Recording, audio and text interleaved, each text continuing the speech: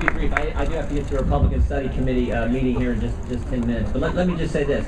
We're looking to build on the great work that Paul Ryan's done with our budget and take the good concepts, the good ideas, and speed it up and actually get to balance in a reasonable period of time what families and small business owners have to do. And let me just say this. I said this to a rally last week.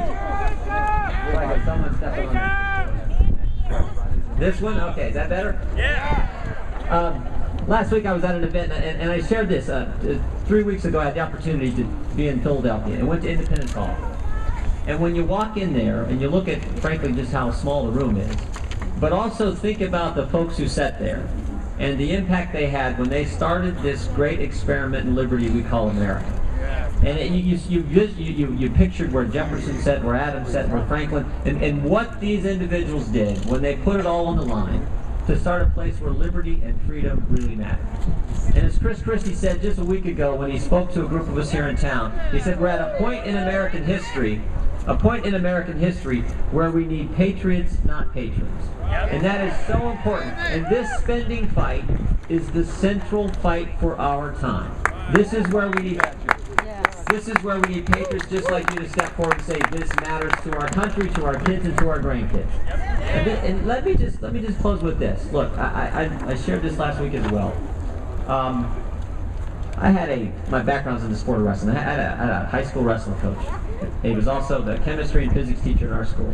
And he talked about discipline every single day. I mean, frankly, I got tired of hearing it. I said, Jordan, you want to do well in my class. This is chemistry. You got to be disciplined about preparing and coming to class. And just in the wrestling room, we talked about discipline every day. He said, you want to do well in this sport, you got to have self-discipline. We had a great definition that hangs in our wrestling room today.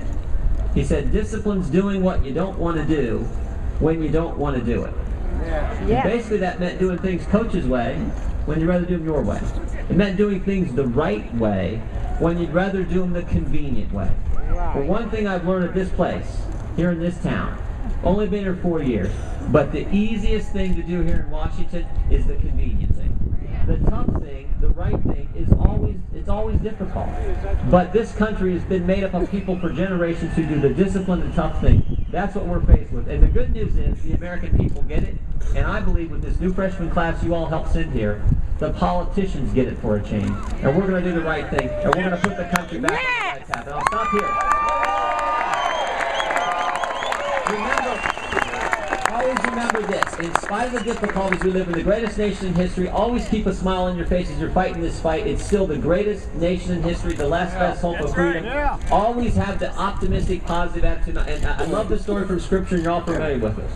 When the Israelites were camped against the Philistines, and every day the Philistine giant Goliath would walk out and issue the challenge. Who will fight Goliath?